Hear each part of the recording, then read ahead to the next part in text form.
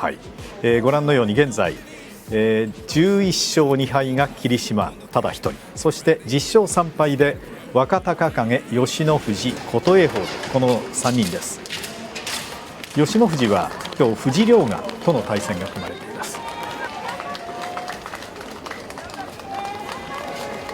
今日は土曜日14日目、お客様も早めにこの国技館の周りを埋めまして、こうしてお目当ての力士が入場するのを待っている観客の皆さんもたくさんいました。霧島このままいけるかどうかというところですが、どうですかね。千秋楽終わらないとわからないです。もう本当に土俵際だと思いますけど、内容としては。いや、その時はまだそんなに始まり2週間前だったんで、そんなにはやってないですけどね、これ強くなるだなと思ったら、もうね、この成績ですもんね。これが、ある意味入れ替え戦になるか、可能性としてはね、これ西の筆頭ですから、この2日間7勝6敗で非常に重要な大青山と時疾風も4勝9敗、もう最低でも一つ分かっておきたい。式守鬼一郎の軍配が返ります。最初の一番、幕内時間です。左を差したい時疾風ですが、左四つにはなりましたが、上手をがっちり取られました。大青山、両回しを引いて振り回しました。寄り切りました。大青山、勝ち越しが決まりました。時疾風は4勝10敗となりました。時疾風としては十分なんですけど、やっぱり、藤井さんが話したように、左の膝が悪くて力が入らないんですかね。ちょっと粘りがありませんね。この体の大きさで四つになるわけですからね。ちょっとやっぱりどこか一つ悪いと力入らないですよね。こちらはどうですか、大青山。クレーン車のような相撲でしたよね。なるほど。そうね、細かい芸を見せるところはないですね。左から攻めてましたね、下手からね。これ十分は時疾風ですもんね。力が入らないので、左膝を内側にこう入れたの分かりますか。西の前頭11枚目。こちら金峰山は終盤10日目から4連敗で負け越しが決まってしまいました。他の人今寄った時、体傷だらけでしょ。そうですよね。突っ張りを突っ張りさせないようにみんなをつけるからね、爪でこうね、爪の跡が背中にいっぱいありますね。さて、制限時間いっぱいまで来ました。初めての対戦です。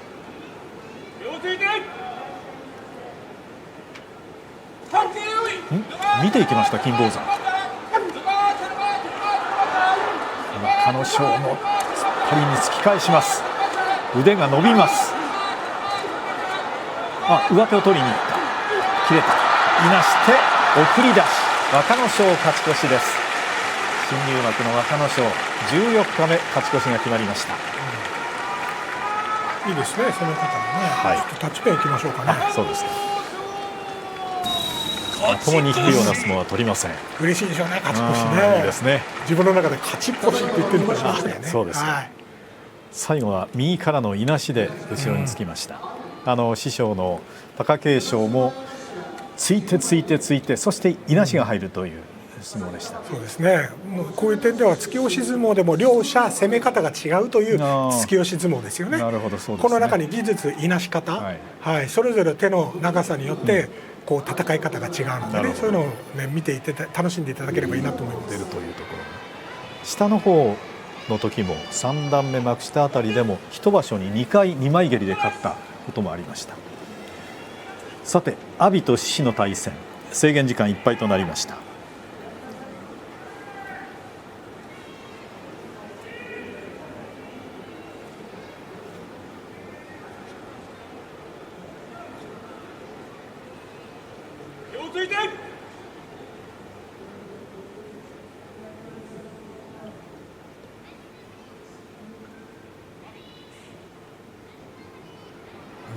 呼吸がわずかに合いませんでした。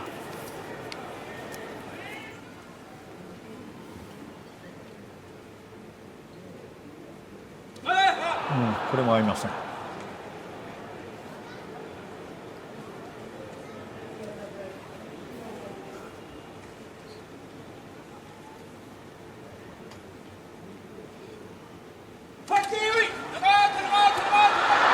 一方的でした。ちょっと立ち合いの呼吸が、何度も合いませんでしたが、頭を下げて獅司が押し出しました。なんとも解説のしにくい取り組みですが、どうですか。タイミングは合ってないですよね、両方ね。でも、これもろ差しに行ったんですかね、阿炎は。ちょっとまとめすぎたかな。ですかね。大きいとはいえ獅司も大きいんでね、今の成績では、十両陥落ももう仕方がないところですが、でもここまでね100場所ですからね。幕の内100場所って年間6場所ですからね、16年間ですから。そうですよね。ボロボロになります。さあ制限時間いっぱいとなりました。式守金太夫が合わせます。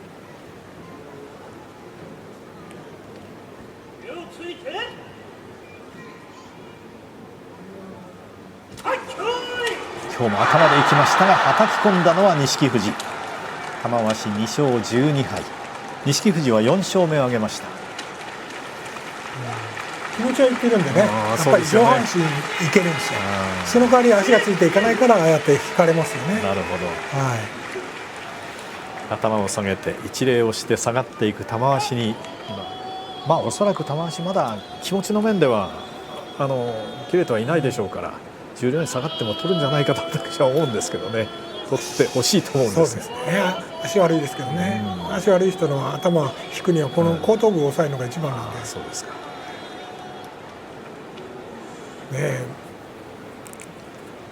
狼雅は西の前頭14枚目ですでに8勝4敗、終盤3連勝で昨日勝ち越しを決めています。こちら欧勝馬7勝6敗、連勝連敗のもともと多い力士ではあるんですが、今場所も、途中連勝連敗がありました。5連勝もあり4連敗もありました。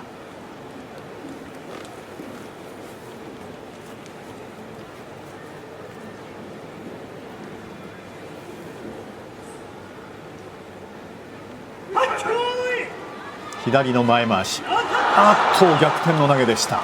欧勝馬が勝ちました。軽く投げ捨てました。すぐ引きつけないからですね。ちょっといいですか、アクションで。得意の左前回しではあるんです。そうなんですよ。勝ち越しありますね。勝ち越しが決まりました。それが今日遅かったですよね。これのとこいいのはシャッていったので、なんであと顎上がってたんでね。なるほどね。こう足の形がねそうなので、横から早くやられるとああいうふうに下手投げかかってしまうんですよね。頭つけるのも遅かったですね。ちょっと勝ち越してほっとしちゃったかな。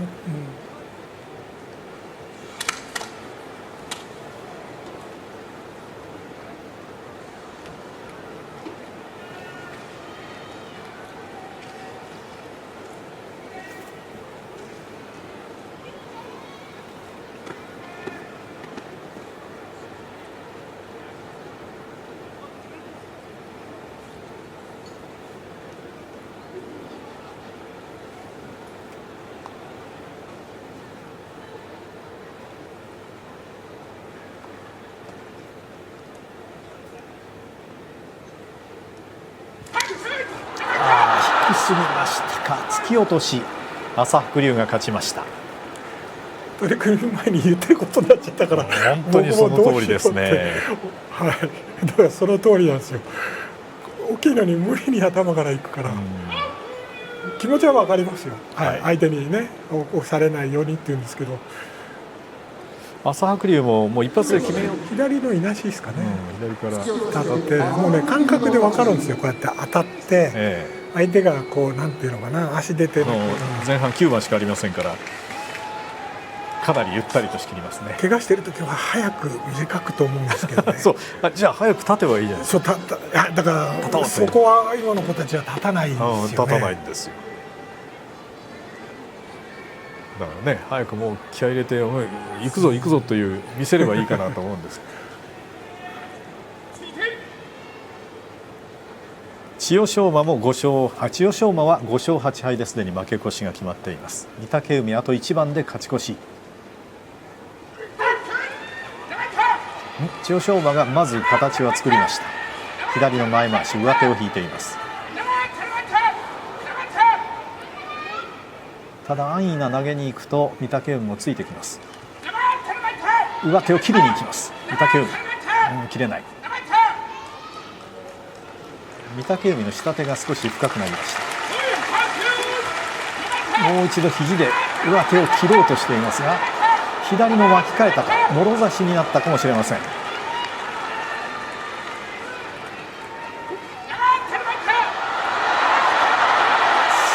勝ち越しに向けて寄り切りました。御嶽海、勝ち越しが決まりました。先場所に続く勝ち越しです。いや、うまいですよね。自分の股関節悪いのを、下手に受けないからカバーしてます。相手を十分にさせて、でこの大きな体、お腹を利用するっていうね。そうですか。相手にあえて十分させてるんですか。そうやってこれだと肘張ってるし、千代翔馬がそんなにうまい相撲を取る力士じゃないので、ここをどういうふうに我慢するかっていうのが一番引きつけて、このお腹を利用するのが一番いいんじゃないですかね。なるほど。その股関節に負担がかからない一番いい道を歩んだようですね。だからこれは腰が高い千代翔馬だからできた相撲です。そうですか。わんぱく相撲は真似しないでそうね。御嶽海、それでも勝ち越しが決まりました。一般の方とこう警備してますから。なるほど。しかし大相撲というのはこれほどね、観客と競技者が近いというのはもう他の競技ではないですから。そうですね。NBA の前の席とかですかね。あれギリギリですけど、ちょっと余裕ありますよね。あそこもたまりみたいに人飛んできますね。さあ、制限時間いっぱいです。若元春も本来の相撲が全く今場所取れません。4勝9敗同士。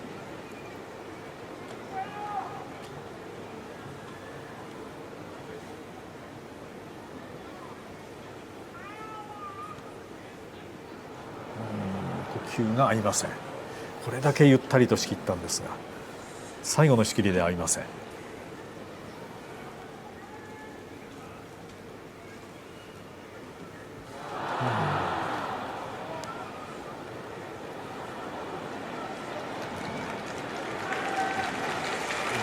ちょっと難しいです。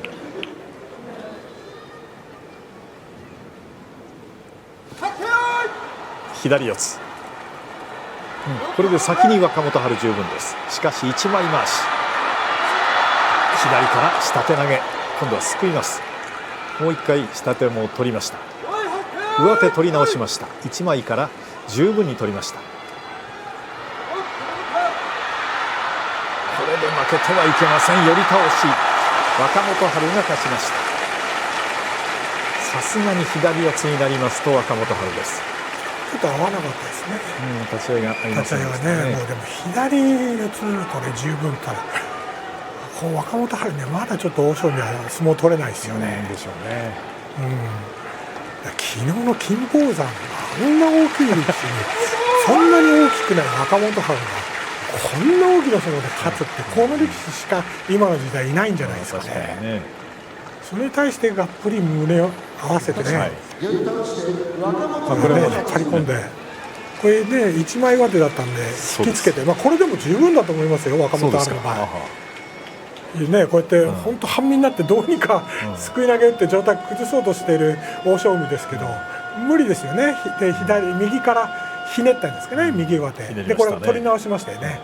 こうなったらもうこれ引きつけ、欧勝海がね下がりを少し前に足で払いましたよね、滑るんでね、これ無理、打っちゃれないじゃん、怪我するから、あそこまで引きつけられてたら。まだ若元春の足ふくらはぎの状態が良くないのかもしれませんが、良くないけどこんだけ大きい相撲取れるんですからね。すごいですね。明日の決定戦もね、幕下が7人、それから3段目で旭富士と木竜皇という、この決定戦もあります。朝から取り組みを見ちゃうんですよね。何時ぐらい見ればいいかなみたいな。そう、たくさんいらっしゃると思います。さて時間いっぱいになりました。8勝5敗同士です。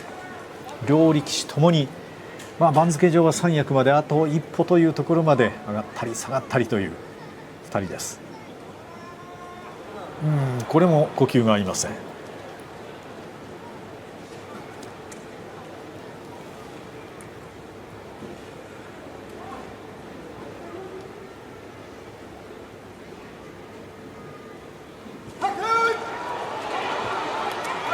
前回しは切れましたが、豪ノ山の押しはどうでしょうか。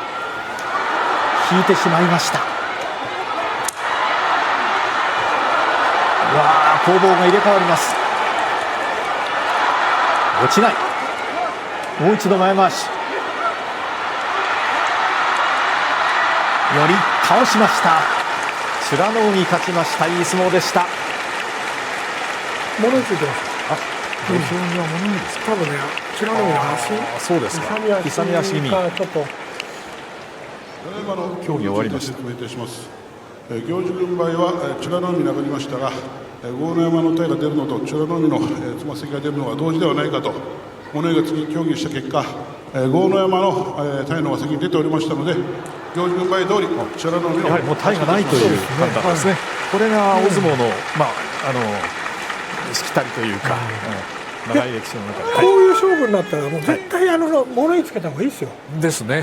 その通りですね。審判長に説明してもらうのが一番決まりている今のも豪ノ山がギリギリ残してはいたんですが、両者が密着してますから、あまりこうくっついてたら危ないのは危ないんですよね。そうですね。立ち合いとしては豪ノ山いいですけども、下からこう起こしていくっていう豪ノ山の、左が軸で左上手取ると強いですよね。で豪ノ山も右でどちらかというと先右が出ていくんで、そこで美ノ海の左のねこの起こし、これが両者がこう交わってこういう相撲になっていったんでしょうね。これ最後ね、そう美ノ海がかばってますもんね。そうですね。豪ノ山少し引きつけてるから足出てるのも分かるんですけど、これ難しい。の13日目の取り組みがすべて終わってから審判部が検討するというふうな、そんな場所も増えてきましたので、6勝7敗同士というふうな、こんな厳しい取り組みも増えてきます。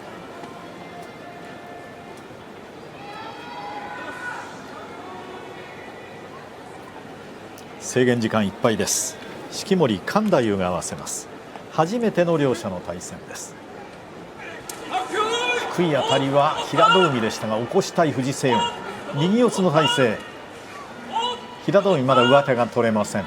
藤青雲もまだ上手には手がかかりません。下手を切ろうという平戸海です。しかし藤青雲の下手は一枚回し巻き替えに来ました。ここで取ったのが平戸海ですが、また切れた。逆に藤青雲左の上手、しのげない。藤青雲がなんとか残って7勝7敗。平戸海負け越しとなりました。いや、当たり方うまいですよ、藤青雲ね。そうですか。ちょっとタッチペンでいきましょうかね。わかりました。いや、こう脇を締めて当たり方、そう下がらないですよね。スピード速いから平戸海一気に来るんですけど、そうはさせずにこの当たる角度がうまい。一度どうぞスタートしてください。巻き返してからですね。これね、巻き替えに行きましたよね。この下手の位置がうまかったですよね。これで上手ですよね。これでもう下で切るっていう両者の攻防、回しの切り合いいいですよね。やはりこの2人だと上手取ったのが先に力を発揮するっていうのが相四つでの攻め方ですかね。うまいです。最近王鵬突っ張らないですね。王鵬がね、そうそう左四つに行くケースが多いですね。体を生かした相撲ですけども、でもそれが王鵬の相撲じゃないですよね。ただね、このところ連勝中で。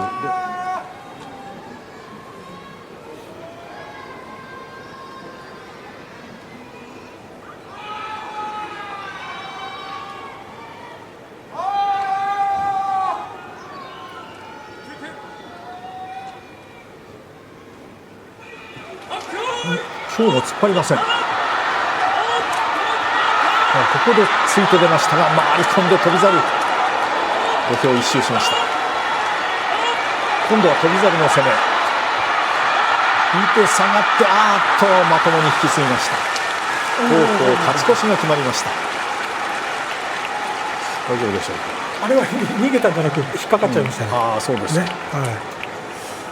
よかったですね。でもその前も7勝8敗ですから、去年の9月場所以来4場所ぶりの勝ち越しとなりました。立ち合いも低くいってね、翔猿良かったんですけどね、ちょっとここの動きがなんか忍者みたいですねこうかわしながらね、あそこまで良かったですよね。ここで引いた時ね、まともに引きすぎましたよね。1回引いて2回目も手手繰るような感じですけど、王鵬の手が太すぎて捕まらなかった。まともに最後引いてしまいました。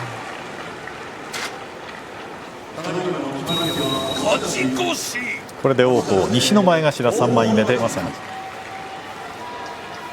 魅力はどうですか。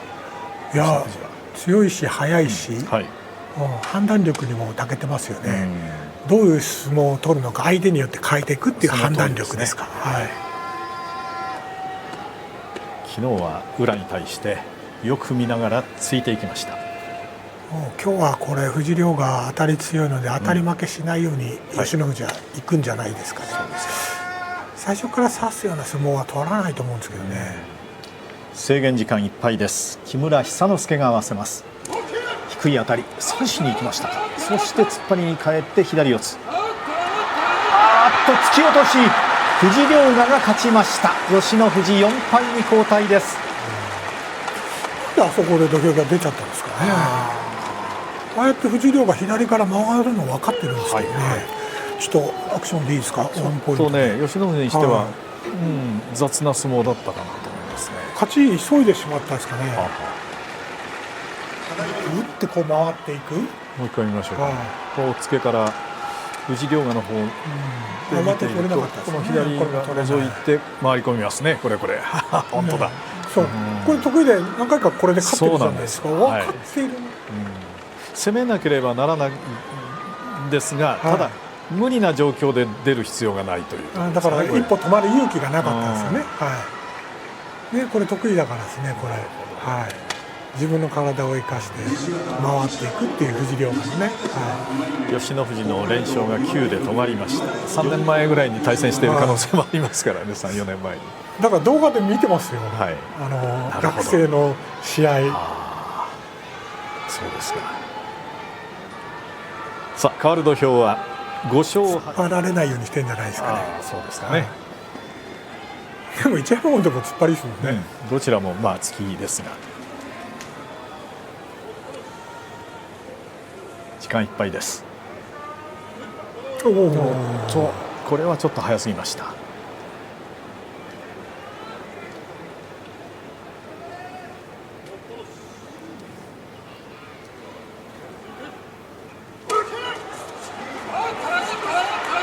引いて、ここは落ちない大栄翔、左からのいなし、叩きました。今日は引き落としよりも叩き込みかなという感じですが、一山本戦は大栄翔5連勝です。ちょっと一山本焦ってましたね。なんか取りにくいんですかね。早く取ろう早く取ろうっていう、そう苦手意識があるから。そうですか。あれ今引き落としって言いましたね。きっと発表決まり手が突き落としじゃないですか。突き落としですかね。右からの突き落としという可能性はありますね。いずれにしても、今日も結局守勢に回ってしまって、もう大栄翔が常に落ち着いてますもんね。そうですね。余裕があるよ。一山本が歩き方が、そうですか。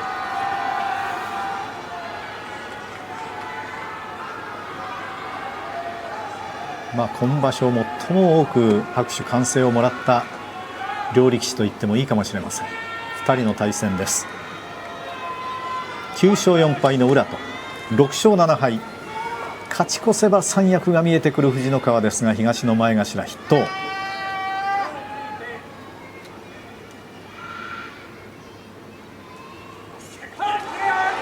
宇良が低い。藤野川の突っ張りが回り込んで宇良、どうか。勝ったのは宇良でした。両手を上げて宇良10勝目。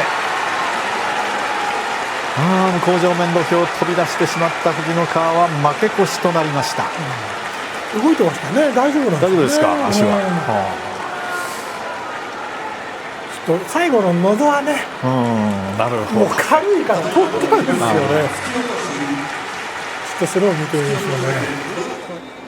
頭からいかなかったですね。肩からこういく感じでね。はい。いや、もう突っ張りもいいじゃないですか、この藤野川。俺らもよく見てましたね。引いたんで一気に出てきましたね。ここから裏らしさですね。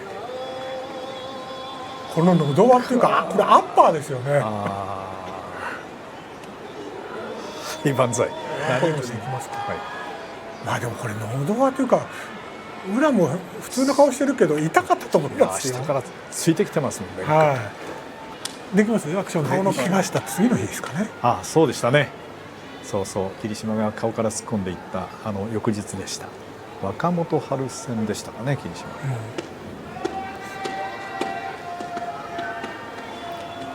霧島に勝ったのは豪ノ山。さあ正代も今ギリギリの状況です。6勝7敗。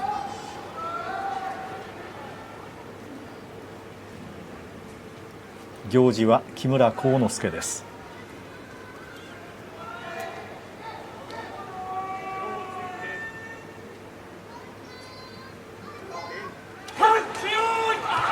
引きました。隆の勝を勝って正代は負け越しとなりました。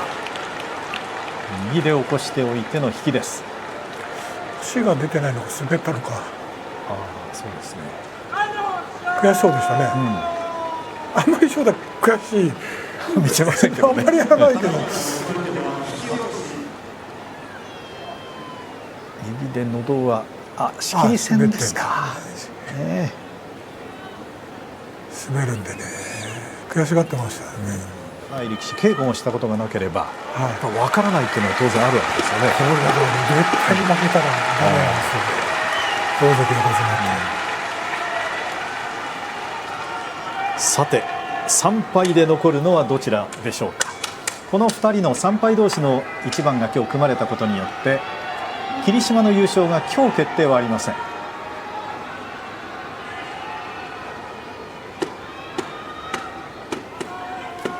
今日はすでに3敗で吉野富士が土俵に上がりましたが、4敗の藤良賀に敗れて4敗に後退しています。さあ10勝3敗同士。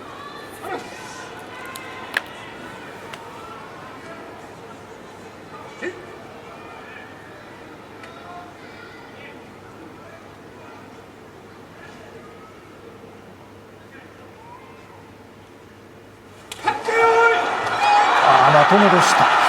琴恵光が手を出していきましたが何を考えたのか、若隆景の一方的な相撲になりました。琴恵光4敗です。白星を伸ばしたのは若隆景11勝3敗。手出したことで状態上がってますからね。何をしようとしましたかね。張り差しに行こうとして。恐怖心じゃないですか。そうですか。当たりも強く感じるでしょう。張ったんだ。張りに行ったんですかね。それはもう無理ですね。余計にもう思うツボですね。張ったことによって状態上がってるんで、もう首顎上がってるでしょ。なるほど。もうやっぱり一番良かったです。昨日も霧島もギリギリなんだけど、どんな相撲なのかなっていうのを考えながらで、中盤以降さらに安定感が出てきました。次の大関争いにも名前をもう、上げていかなければならない琴勝峰ですが、あと2日間がしたがって今8勝ですから大事です。熱海富士は当たっていく。熱海富士は日によって相撲の内容の良し悪しが変わってくるこの場所ですが、7勝6敗まで来ています。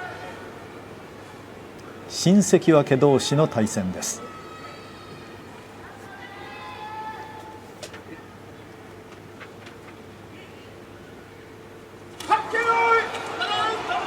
まともでした。右四つ、先に熱海富士が上手を引きました。上手が切れない。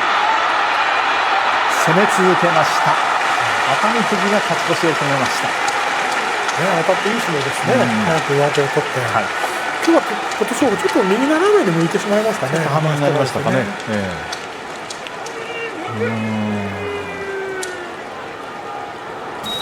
勝ち越し。両手で当たってますよね。右差しに行ったんですかね、琴勝峰。そうでしょうね。そうすると左の上手と半身になっちゃいましたね。状態上がっちゃってるんで、やっぱり今場所は当たって下からこう攻めていくのがいい相撲なんで、最初回し取りに行かない方が良かったですね。突き上げた方が良かったです。やっぱり回し取ると、熱海富士の方が一枚上手ですかね。右を差すとね、左上手取られる可能性が大きくなりますもんね。ちょっと攻め間違えた。明日も優勝決定戦という可能性がかなり広がってきます。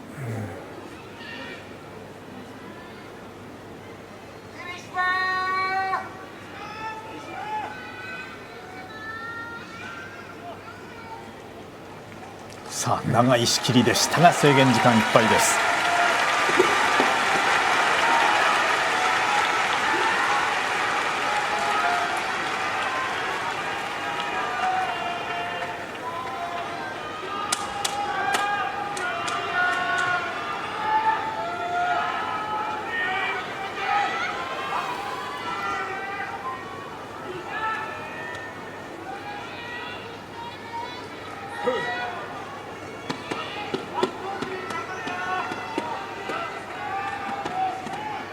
ただ一人11勝2敗の霧島、勝てば連覇にまた一歩近づきます。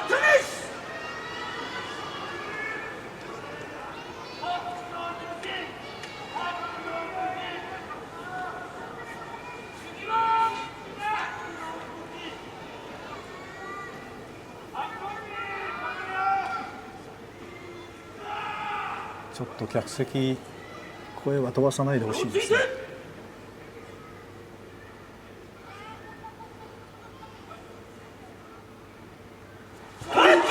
玉同士、左四つ、今場所も左四つになりました。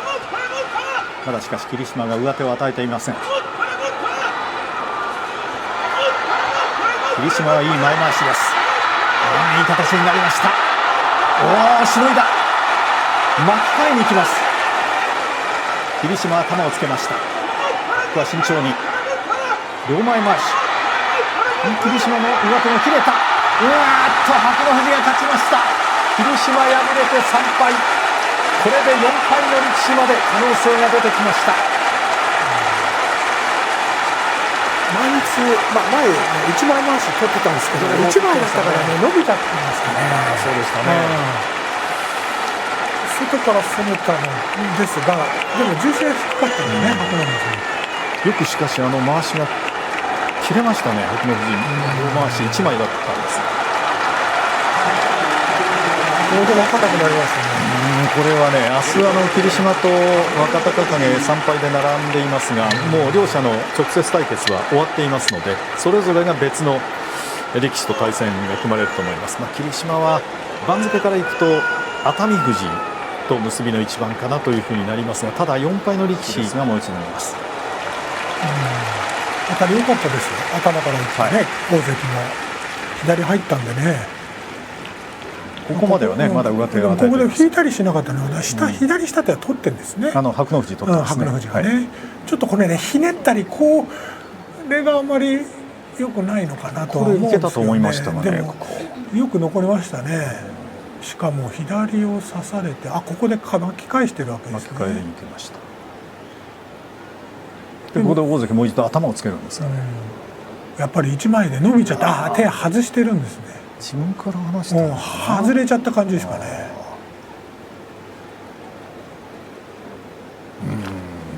いや白鵬富士がよくしのぎましたね。やっぱり当たって両者互角の立ち合いですよね。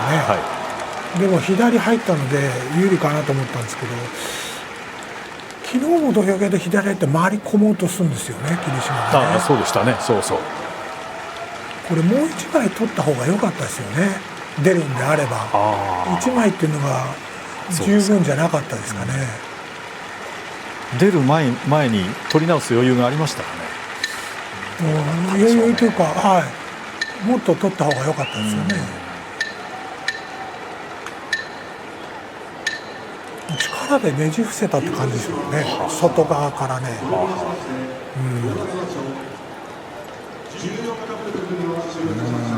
いや大変なことになってきました。見ている方は明日の千秋楽また盛り上がりそうですが、霧島と若隆景が11勝3敗で並びました。もう2人は本割で取ってますからね、対戦してますからね。どういう割になるんですかね。だからね、番付通りならば霧島、熱海富士というのが千秋楽の結びだと思うんですが、ただもう熱海富士優勝の可能性ありませんから、可能性の残る4敗力士をぶつけてくるという、その